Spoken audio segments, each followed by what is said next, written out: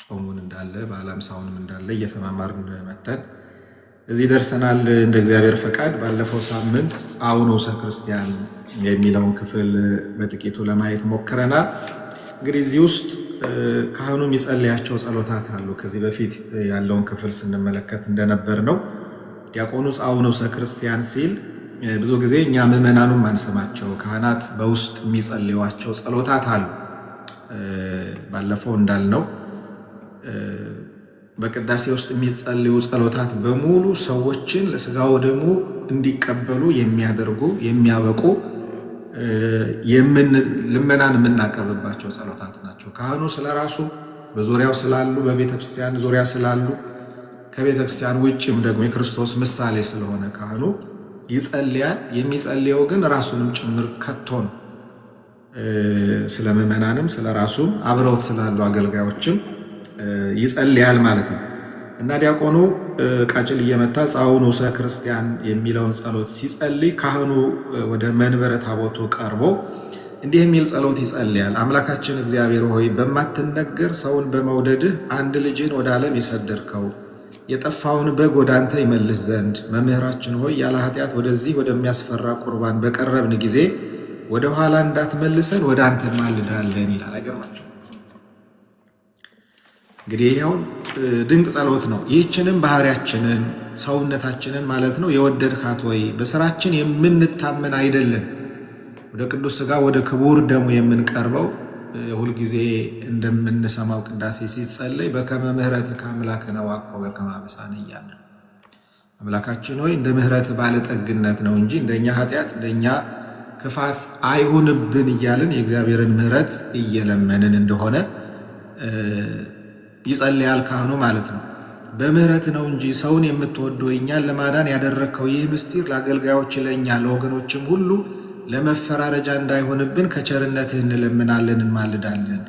እኛን ለማዳን በደላችንንም ለማጥፋት አውታታነታችንንም ስንፍናችንን ድካማችንን ለማዳን በደላችንንም ለማጥፋት ለማስተስረይ የተገባ ይሁን እንጂ አብ ወልድ መንፈስ ቅዱስ ሆይ ለቅዱስ ስምህ ክብርና ምስጋና ይገባል ዛሬም ዘወትርም ለዘላለሙ አሜን እያለ ካህኑ ይህንን ጸሎት ይጸልያል። ከዚያ ዲያቆኑ ጸልዩ በእንተ ሰላም ቤተ ክርስቲያን ቅድስት አሐቲ ጉባኤን ሐዋርያት ርትዕት በኀበ እግዚአብሔር የሚለውን ጸሎት ይጸልያል። እንደምታውቁት አይደል? ሰማላችሁ ዲያቆኑ ሲጸልይ ጸልዩ በእንተ ሰላም ቤተ ክርስቲያን አሐቲ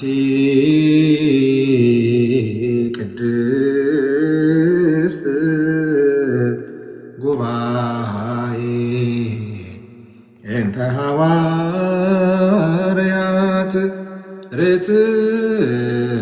ርትዕት በኀበ እግዚአብሔር። ያው ዲያቆኑን አስቀምጬ ነው የጸለየው አልኩኝ። እንግዲህ ቤተክርስቲያን ማትጸልይበት ጉዳይ የለም። እንደምታውቁት ስለ ቤተክርስቲያን አንድነት፣ ስለ ምዕመናን ህብረት፣ ስለ ቤተክርስቲያን መሪዎች፣ ስለ ስጋውያን መሪዎች፣ ስለተሰደዱ፣ ስለታሰሩ፣ ስለተጨነቁ፣ በህመም በደዌ ስለተያዙ፣ እናት አባት ስለሌላቸው፣ ባሏ ስለሞተባት ሴት ቤተ ክርስቲያን ማትጸልይበት ጉዳይ የለም። ስለ አየሩ፣ ስለ ዝናቡ፣ ስለ ነፋሱ፣ ስለ ሁሉም ነገር ቤተ ክርስቲያን የምትጸልይ መሆኗን ቅዳሴያችን ራሱ ምስክር እንደሆነ ከዚህ እንረዳለን። ይህንን ሲል ዲያቆኑ ካህኑ የሚጸልየው ጸሎት አለ። እሱን ላንብብላችሁ። ዳግመኛ ሁሉን የሚይዝ የጌታችንን የመድኃኒታችንን የኢየሱስ ክርስቶስን አባት እግዚአብሔርን እንማልዳለን። ሰው ወዳጅ ሆይ ከቸርነትህ እንሻለን እንለምናለን። አቤቱ ሐዋርያት የሰበሰቧት አንዲት የምትሆን የቅድስት ቤተ ክርስቲያንን ሰላም አስብ፣ ከዳርቻ እስከ ዓለም ዳርቻ ድረስ ያለች ይላል ካህኑ። ከዛ ቡራኪዎችም አሉ። ከቡራኪዎቹ መካከል አንዱ እዚህ ክፍል ላይ ያለው ነው። ኩሎ ሕዝበ ወኩሎ መራእየ ባርኮሙ እያለ በመስቀል ካህኑ ይባርካል። እዚህ ክፍል ላይ ሕዝቡን ሁሉ መንጋዎችንም ሁሉ ባርካቸው ይላል ዲያቆኑ። ከሰማይ የሚገኝ ሰላምን በሁላችን ልቡና አሳድርብን፣ በእርሷም የሕይወትን ሰላም ስጠን። ለሀገራችን ለኢትዮጵያ ለአንድነቷ ለሰራዊቷ ለመኳንንቷም ለሕዝቧም ሰላምን ስጣት። በዕዳሪና በውስጥ ያሉትን ጎረቤቶቻችንን ሁሉ በፍጹም ሰላም አስጊጣቸው። የሰላም ንጉሥ ሆይ ሰላምህን ስጠን፣ ሁሉን ሰጥተኸናልና። እግዚአብሔር ሆይ ጥሪት አድርገን ዋጋችንንም ስጠን፣ ካንተ በቀር ሌላ የምናውቀው የለምና።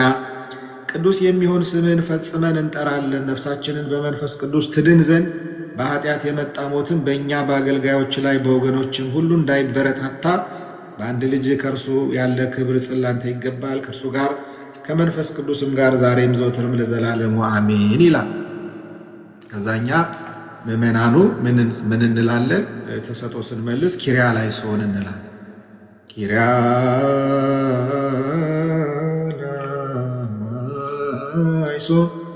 ላይሶን ማለት አቤቱ ይቅር በለን ማለት ነው ትርጓሜው። ከዛ ንፍቁ ዲያቆን ተንሱ ለጸሎት ይላል። ለጸሎት ተነሱ ማለት ነው። አቤቱ ይቅር በለን እግዚኦ ተሳሃለን እንላለን። ሰላም ለኩልክሙ ሰላም ለሁላችሁ ይሁን ይላል ንፍቁ ካህን። ምስለ መንፈስከ ከመንፈስ ጋር እንላለን። ከዛ ዲያቆኑ ንፍቁ ካህን እንዲሁ ይጸልያል። ደግሞ ዳግመኛ ሁሉን የያዘ ጌታችንና የመድኃኒታችን የኢየሱስ ክርስቶስን አባት እግዚአብሔርን እንማልዳለን። ብፁዕ ቅዱስ ስለሚሆን ስለ ሊቀ ጳጳሳቱ አለቃ የሀገረ ስብከታችንን ሊቀ ጳጳስ ስም እየጠራን ምንጸልይበት ጸሎት ነው። ቤተ ክርስቲያን ስለ ዲያቆናት፣ ስለ ቀሳውስት፣ ስለ ጳጳሳት፣ ስለ ቅዱስ ፓትርያርኮች፣ ስላለፉ በሕይወት ስላሉ ቤተ ክርስቲያንን ስለሚመሩ አባቶች ትጸልያለች። አገልግሎታቸውን እንዲፈጽሙ እግዚአብሔር እንዲያስፈጽማቸው የተሰጣቸውን ኃላፊነት እንዳይዘነጉ እንዳይረሱ ቤተ ክርስቲያን ትጸልይላቸዋለች እና ምን ይላል? ለሰላም ለብዙ ዘመናት ለሰላም ወራት መጠበቅን ይጠብቅልን ዘንድ ብዙ ጸጋን የሚሰጥ አምላካችን እግዚአብሔር ለክህነት ሹመት የታመነለት ከሱ ዘንድ እስኪጨርስለት ድረስ ይላል። ዲያቆኑ ጸልዩ በእንተ ርዕሰ ሊቃነ ጳጳሳት የሚለውን ጸሎት ይጸልያል። ከዛ ካህኑ ይህንንም ጸሎት ይፈጽመዋል ማለት ነው። ከዛ እንደገና ዲያቆኑ ጸልዩ በሀበዛቲ ቤተ ክርስቲያን ቅድስት ወማህበረነ ውስቴታ ክብርት ስለምትሆን ስለዚች ቤተ ክርስቲያን በውስጧ ስላለ አንድነታችንም ጸልዩ ይላል ዲያቆኑ። ቤተ ክርስቲያን አንድነቷ ተጠብቆ እንዲኖር መንፈስ ቅዱስ የመሰረታት እግዚአብሔር ክርስቶስ በደሙ የመሰረታት ስለሆነች ቅድስት ቤተ ክርስቲያን ፍጹም አንድነቷ ተጠብቆ እንዲኖር ቤተ ክርስቲያን ሁልጊዜ ነው እንግዲህ በቅዳሴ ሰዓት የምትጸልየው። ዲያቆኑ ይህንን ሲያዜን፣ ካህኑ ደግሞ በውስጥ ሆኖ ይህንን ጸሎት ይጸልያል። ዳግመኛም ሁሉን የያዘ የጌታችንና የመድኃኒታችን የኢየሱስ ክርስቶስን አባት እግዚአብሔርን እንማልዳለን። ሰው ወዳጅ ሆይ ከቸርነት እንሻለን እንለምናለንም። አቤቱ አንድነታችንን አስብ ባርካቸውም። ተዘከር እግዚኦ ማኅበረነ ባርኮሙ ይላል። ደግሞ ቡራኬ ይሰጣል ካህኑ። ከዛ የተደነቀችና የከበረች ፈቃድህን ያለማቋረጥ ያለመከልከል እንዲሰሩ ያንተ የሆኑ ዘንድ የጸሎትን ቤት የንጽህናንም ቤት የበረከትንም ቤት ስጣቸው። ለእኛም ለባሮች ከእኛም በኋላ ለሚነሱ አቤቱ ስጠን፣ እስከ ዘላለም ዘመንም ስጥ። አቤቱ አምላክ ሆይ ተነስ፣ ጠላቶችም ይበተኑ። ቅዱስ ምስጉን የሚሆን ስምን የሚጠሉ ሁሉ ከፊት የሚሽሹ በጊዜው ሁሉ ፈቃድን የሚሰሩ ወገኖች ግን እልፍ አእላፋት በሚሆኑ መላእክት በረከት የተባረኩ ይሆኑ። በአንድ ልጅ በእርሱ ያለ ክብር ጽላንተ ይገባል፣ ከእርሱ ጋር ከመንፈስ ቅዱስም ጋር ዛሬም ዘውትርም ለዘላለሙ አሜን ይላል ካህኑ። ከዛ ዲያቆኑ ንበል ኩልነ በጥበበ እግዚአብሔር ጸሎተ ሃይማኖት ይላል። ደግሞ ንበል ኩልነ በጥበበ እግዚአብሔር ጸሎተ ሃይማኖት ይላል ዲያቆኑ። እንግዲህ ጸሎተ ሃይማኖት እንበል ይላል ዲያቆኑ። ምን ማለት ነው? በእግዚአብሔር ጥበብ ሆነን ሁላችንም የሃይማኖትን ጸሎት እንበል ይላል ዲያቆኑ። ያው የተማማርን ያለነው ቀሲስ ዶክተር መብራቱ ኪሮስ ያዘጋጁት ይሄንን መጽሐፍ መሰረት አድርገን ነው። ብዙ ጊዜ አሳየቻችኋለሁ። በተለይ ውጭ ሀገር ያላችሁ አማዞን ላይ ኦርደር አድርጋችሁ ልትገዙት የሚገባ በጣም ጠቃሚ መጽሐፍ ነው። ሁለት መጽሐፍ አሏቸው ቀሲስ ዶክተር መብራቱ ኪሮስ። ይሄ ሁለተኛው ነው። ዋናው ትልቅ መጽሐፍ አኮቴተ ቁርባን የሚል ትልቅ መጽሐፍ አላቸው። አይ ቲንክ ከዚህ በፊት አሳይቻችኋለሁ። እሱንም ይሄን መጽሐፍ ሊኖረን ይገባል። ኦርቶዶክሳውያን ታያቸዋል። አኮቴተ ቁርባን የሚል ትልቅ ቮሊዩም ያለው በጣም ብዙ ሪሰርች የተደረገበት በዚህ ጉዳይ ትልቅ ጥናት ያደረጉ ከቤተ ክርስቲያናችን ምሁራን መካከል አንዱ ናቸው። ቀሲስ ዶክተር መብራቱ ኪሮስ አሁን በካናዳ ቶሮንቶ ቅድስት ማርያም ቤተክርስቲያን የሚያገለግሉ ናቸው። በቅድስት ሥላሴ ዩኒቨርሲቲ እኛንም ሌሎችንም ደቀ መዛሙርት ያስተማሩ በጣም ትልቅ የቤተክርስቲያናችን ምሁር ናቸው እና የእሳቸው መጽሐፍ ላይ እንግዲህ ያለውን እያነበብን እየተረዳን እንሄዳለን። ጸሎተ ሃይማኖት የሚለው ክፍል ላይ እንግዲህ በቅዳሴ ሰዓት የሰራዩ ዲያቆን ዋነኛ ድርሻ ተንሱ፣ ጸልዩ ወዘተ እያለ የተለያዩ ትእዛዛትን በማስተላለፍ ምዕመናን የሥርዓተ አምልኮ ተሳታፊ እንዲሆኑ ማድረግ ነው። ዲያቆናት ቅዳሴ ላይ ትእዛዝ ነው የሚያዙት አይደለም። ተንሱ ለጸሎት ትእዛዝ ነው፣ ጸልዩ ትእዛዝ ነው። ተቀመጣችሁ ተነሱ፣ ወደ ምስራቅ ተመልከቱ፣ እናስተውል፣ ተሰጥኦን መልሱ እያለ ዲያቆኑ የሚያዘን የሥርዓተ አምልኮ ቅዳሴ ወደ ጌታ ደስታ የመግባት ስርዓት ስለሆነ ስርዓት አምልኮውን ተሳታፊ እንድንሆን ከዝንጋይ እንድንርቅ ብዙ ጊዜ ቅዳሴ ላይ ዲያቆኑ ተንሱ ለጸሎት ይላል አይደለም።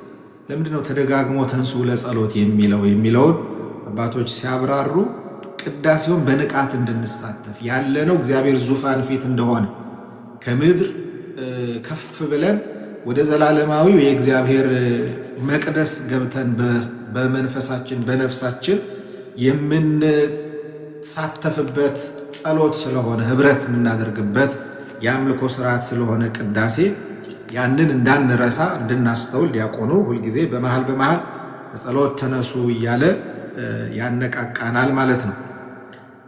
ከላይ በዝርዝር እንደተገለጸው ዲያቆኑ ጻውዕነ ክርስቲያን የሚለውን የጥንቷን ቤተክርስቲያን አዋጅ ካሰማ በኋላ ሰራዩ ካህን ስለ ቤተክርስቲያን የመንጋው እረኛ ስለሆነው ሊቀ ጳጳሳትና ስለ ማህበረ ምዕመናን በሚጸልይበት ሰዓት ስለ ቤተክርስቲያን ሰላም ጸልዩ፣ ስለ ሊቀ ጳጳሱ ስለ አባ ገሌ ጸልዩ፣ ቅድስት ስለምትሆን ማህበረ ምዕመናን ቤተክርስቲያን ጸልዩ የሚሉ ቅድም ያየናቸውን ማለት ነው ተጨማሪ ትእዛዛትን ከሰራዩና ከንፍቁ ዲያቆን ጋር በዜማ ያሰሙናል፣ እንሰማለን። ሰራዩ ካህን የሚጸልያቸው እነዚህ ሶስት ጸሎታት የጥንቷ ቤተክርስቲያን በ3ኛው ምዕተ ዓመት ሰርድ ሴንቸሪ ትጠቀምበት ከነበረው ሐዋርያዊ ትውፊት ወይም አፖስቶሊክ ትራዲሽን ከተባለው መጽሐፈ ሥርዓት የተወሰዱ ሲሆኑ ጸሎታቱ ከንዑሰ ክርስቲያን ስንብት በኋላ ሊጸለዩ እንደሚገባም ይህ ጥንታዊ ምንጭ ሊተርጂካል ሶርስ ይጠቁማል ማለት ነው። ከንዑሰ ክርስቲያን ስንብት በኋላ ያለው ቅዳሴ ክፍል የአማንያን ቅዳሴ ወይም ሊተርጂ ኦፍ ዘ ፌዝፉል ስለሆነ ህብስቱና ወይኑ የጌታ ስጋና ደም የሚሆንበት ስለሆነ ሰራዩ ካህን በሁለት ነገሮች ዝግጅት ያደርጋል። አስተውሉ። አንደኛ ወደ ታቦቱ ቀረብ ብሎ እንዲጸልይ መጽሐፈ ቅዳሴው የሚያዘውን ጸሎት በመጸለይ ሲሆን፣ ሁለተኛው ደግሞ በሚቀጥለው ምዕራፍ ላይ እንደምንመለከተው ልቡናን ከሚያቆሽሹ ነገሮች አምላኩ እንዲያነጻው እየለመነ ምሳሌያዊ በሆነ መንገድ እጁን በመታጠብ ንጹሕ የሆነ ከቁርባኑ ይቀበል እያለ እጁን የሚታጠብበት ክፍል እንዳለ ታውቃላችሁ። ይህንን ያደርጋል ማለት ነው። ካህኑ ወደ መንበሩ ቀረብ ብሎ የሚጸልየው ጸሎት በምዕራብ ሶሪያ ቅዳሴ ጸሎተ መንጦላይት ዘ ፕሬየር ኦፍ ዘ ቬይል በሚል ስም ከሚታወቀው ጋር ተመሳሳይነት እንዳለውና ከአንጾኪያ በግብፅ በኩል ወደ ሀገራችን የገባ ጸሎት እንደሆነ ይታመናል። በቅዳሴ ሰዓት ይህን ጸሎት እኛ ምዕመናን ባንሰማው ካህናት ግን ያነቡታል። ቅድም አንብቤላችኋለሁ፣ ሰምታችሁታል። አምላካችን እግዚአብሔር ሆይ በማትነገር ሰውን መውደድ ፍቅር አንድ ልጅን ወደ ዓለም ሰደድከው፣ የጠፋውን በግ ወደ አንተ ይመልስ ዘንድ መምህራችን ሆይ ያለ ኃጢአት ወደዚህ ወደሚያስፈራ ቁርባን በቀረብን ጊዜ ወደ ኋላ እንዳትመልሰን ወደ አንተ እንማልዳለን። ይህችን ባህሪያችንን አውር ሂውማን ኔቸር የወደድካት ሆይ በስራችን የምንታመን አይደለንም፣ በምሕረት ነው እንጂ ሰውን የምትወደው እኛን ለማዳን ያደረግከው ይህ ምስጢር ለአገልጋዮች ለእኛ ለወገኖችም ሁሉ ለመፈራረጃ እንዳይሆንብን ከቸርነትህ እንለምናለን እንማልዳለንም። ኃጢአታችንን ለማጠብና በደላችንን ለማስተስረይ ይሁንልን እንጂ ብሎ ካህኑ ይህንን ጸሎት ይጸልያል። ሰራዩ ዲያቆን ንዑሰ ክርስቲያንን ካሰናበተ በኋላ የአማንያን ቅዳሴ ተሳታፊ የመሆን መብት ያላቸው ክርስቲያኖች የክርስትና እምነት መግለጫ የሆነው ጸሎተ ሃይማኖት ክሪድ በጋራ ይጸልያል። ቅድም እንዳልኳችሁ ጸሎተ ሃይማኖት ኦርቶዶክሳዊ ተዋሕዶ ቤተክርስቲያናችን የምታምነው መሰረተ እምነት ያለበት የሃይማኖት መግለጫ ነው። ስለዚህ ይሄንን የእምነታችንን ምስክርነት በየትኛውም የጸሎት ክፍል ላይ እንጸልየዋለን። በዘወትር ጸሎታችን እንጸልየዋለን፣ ቅዳሴ ላይ እንጸልየዋለን። ምክንያቱም እምነታችን ስለሆነ ምን መሰከረው እምነታችን ስለሆነ ይሄንን እናደርጋለን። በምስራቁ የዓለማችን ክፍል ባሉ ኦርቶዶክሳውያን ቅዳሴያት ውስጥ የሚጸለየው ይህ አንቀጸ ሃይማኖት የአርዮስን ክደት ለማውገዝ እንደ አውሮፓውያን አቆጣጠር በ325 ዓመተ ጊዜ ወይም ዓመተ ምህረት በተጠራው ዓለም አቀፋዊ ጉባኤ ተደረሰ ሲሆን በመንፈስ ቅዱስ እናምናለን ከሚለው አንቀጽ በኋላ ያሉት በ381 በቁስጥንጥንያ በተጠራው ዓለም አቀፋዊ ጉባኤ ላይ ተጨመሩ ስለሆኑ ክሪዱ ምን ይባላል? ናይሲያን ኮንስታንቲኖፕሊታን ክሪድ በመባል ይታወቃል። የኒቅያና የቁስጥንጥንያ ጉባኤ ድንጋጌዎች ናቸው እነዚህ ጸሎተ ሃይማኖት የምንለው ማለት ነው። በሁለተኛው ምዕተ ዓመት ተደርሶ በሐዋርያት ስም የተሰየመውና አፖስትልስ ክሪድ የተባለው የእምነት መግለጫ በኒቅያ ጉባኤ ተረቆ ለጸደቀው ጸሎተ ሃይማኖት መሰረት እንደነበር የሁለቱን ይዘት በማነጻጸር ለመገንዘብ እንችላለን። አፖስትልስ ክሪድ ወደ አማርኛ ሲተረጎም ይዘቱ ይህንን ይመስላል። አመክንዮ ዘሐዋርያት የምንለው ማለት ነው። ቅዳሴ አመክንዮ ዘሐዋርያት ሁለት ቅዳሴ ላይ እንግዲህ ሁለቱ ናቸው የሚባሉ ዲያቆኑ ጸሎተ ሃይማኖት እንበል ሲል ቅዳሴያቱ ናቸው የሚወስኑት ጸሎተ ሃይማኖት እና አመክንዮ ዘሐዋርያት የሚባለው ለመጸለይ ማለት ነው። የሊቃውንት ቅዳሴ ከሆነ ጸሎተ ሃይማኖት ነው የሚባለው። ቅዳሴ ሐዋርያት፣ ቅዳሴ እግዚእ፣ ቅዳሴ ማርያም እና ቅዳሴ ዮሐንስ አፈወርቅ ሲሆን ማነው ቅዳሴ ዮሐንስ ወልደ ነጎድጓድ ሲሆን አመክንዮ ዘሐዋርያት የሚለው ይነበባል ማለት ነው። ሁሉን በያዘ ሰማይንና ምድርን በፈጠረ በእግዚአብሔር አብ አምናለሁ። በአንድ ልጁ በጌታችን በኢየሱስ ክርስቶስ አምናለሁ። በመንፈስ ቅዱስ ኃይል ከድንግል ማርያም የተወለደ በጴንጤናዊው በጲላጦስ ዘመን ታመመ፣ ተሰቀለ፣ ሞተ፣ ተቀበረ፣ ሙታንን ለማዳን ወደ ሲኦል ወረደ። በሦስተኛውም ቀን ከሙታን ተለይቶ ተነሳ፣ ወደ ሰማይ አረገ። ሁሉን በያዘ በእግዚአብሔር አብ ቀኝ ተቀመጠ። በሙታንና በሕያዋን ላይ ለመፍረድ ዳግመኛ ይመጣል። በመንፈስ ቅዱስ አምናለሁ። ቅድስትና ሰፋኒት በሆነች ቤተ ክርስቲያን በቅዱሳን ኅብረት በኃጢአት ስርየት በሙታን ትንሣኤና በዘላለማዊ ሕይወት አምናለሁ አሜን ይላል። እንግዲህ ይሄ አፖስትልስ ክሪድ ወይም የሐዋርያት ቀኖና የሐዋርያት የእምነት መግለጫ ወደ አማርኛ ሲተረጎም ያለው ይዘት ነው ይህንን የሚመስለው።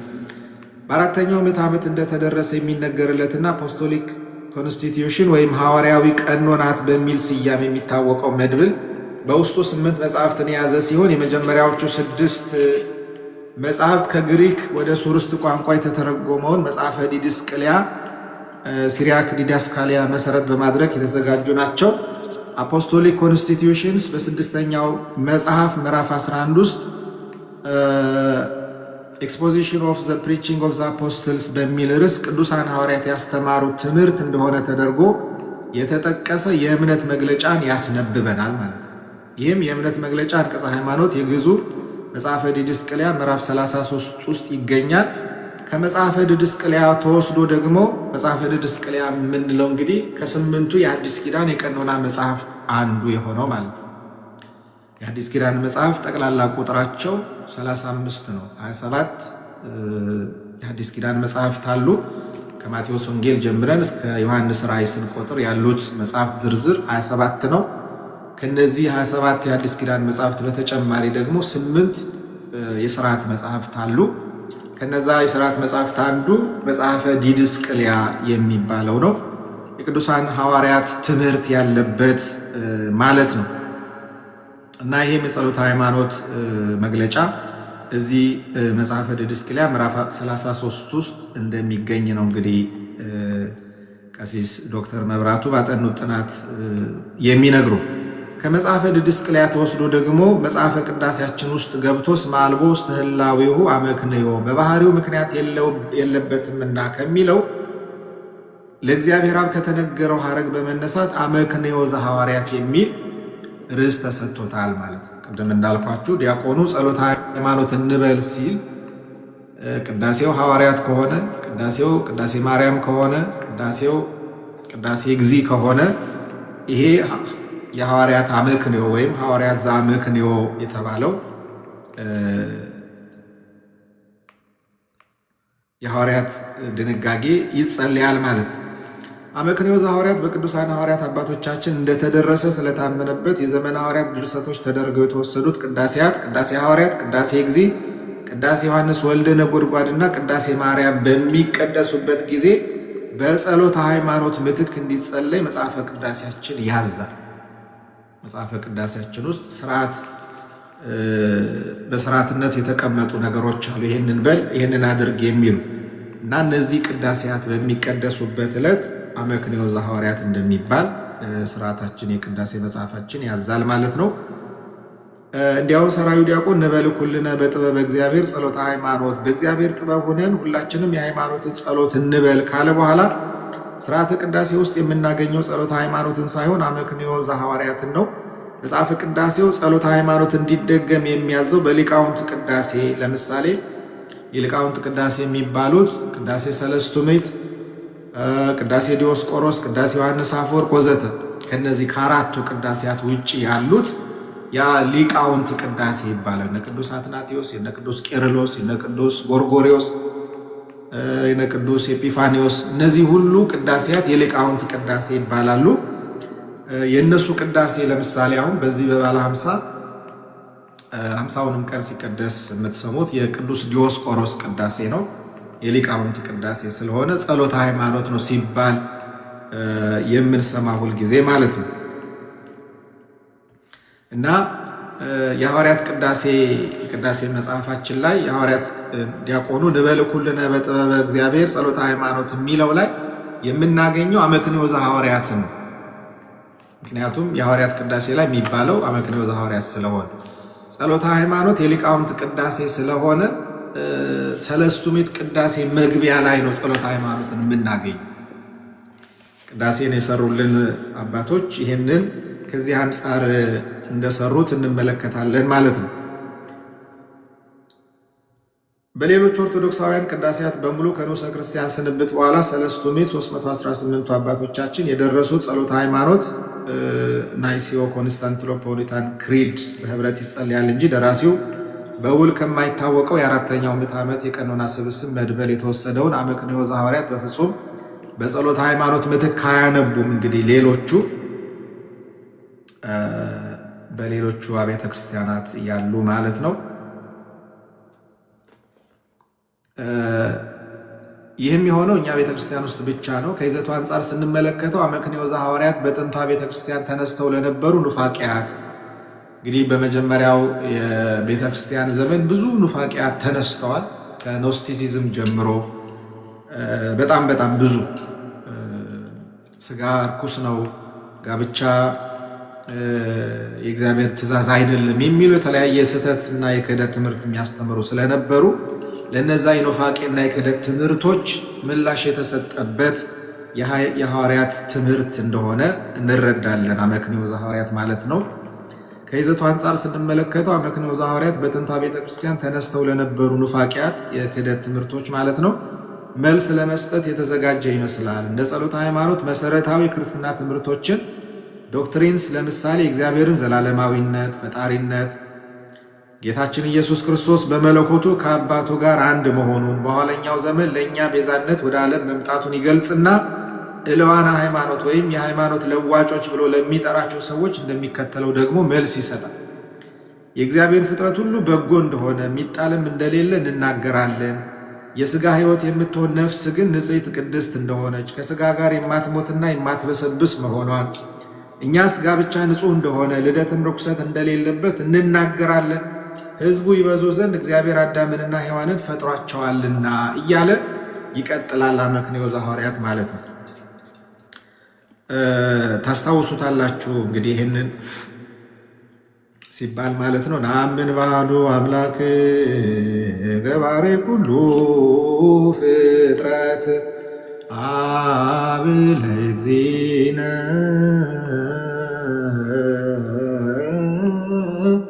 ወአምላክነ ወመድኃኒነ ኢየሱስ ክርስቶስ እስመ አልቦ ውስተ ህላዌሁ አመክንዮ።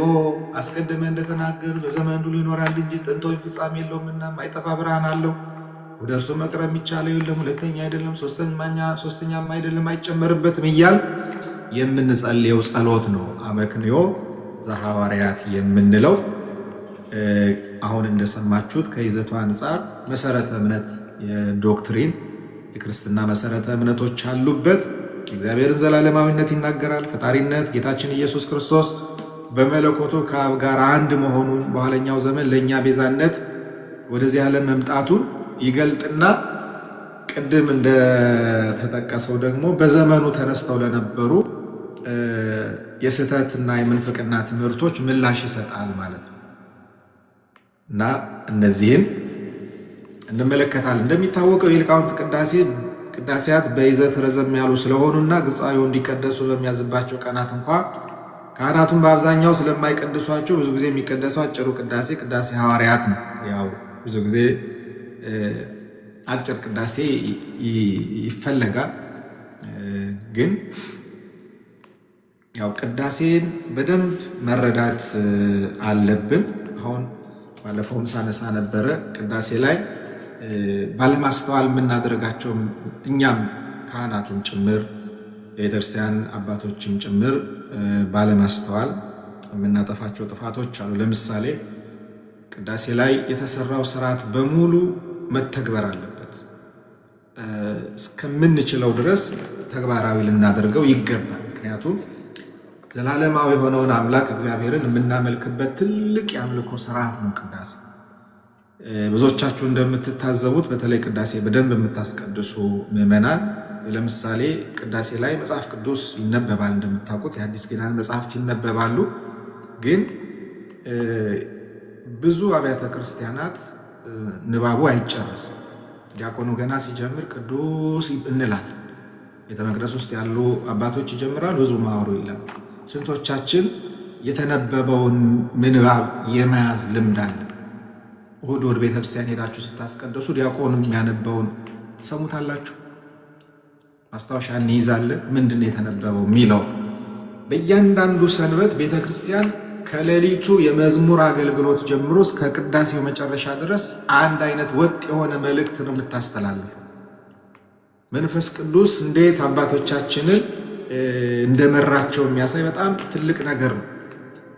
መዝሙሩ ወንጌል ውስጥ ታገኙታላችሁ። የመዝሙሩን ሐሳብ ቅዱስ ያሬድ በመዝሙር እግዚአብሔርን ያመሰገነበትን ነገር ወንጌሉ ላይ እናገኘዋለን። ዲያቆኑ የሚያነበው ላይ፣ ግብረ ሐዋርያት ላይ፣ የሐዋርያት መልእክታት ላይ ሲነበብ እንሰማለንና በደንብ ቅዳሴ ሲቀደስ መነበብ ያለበት ክፍል በደንብ እየሰማ ነው ያስተዋል ነው ልናነበው ልንረዳው ይገባል ማለት ነው።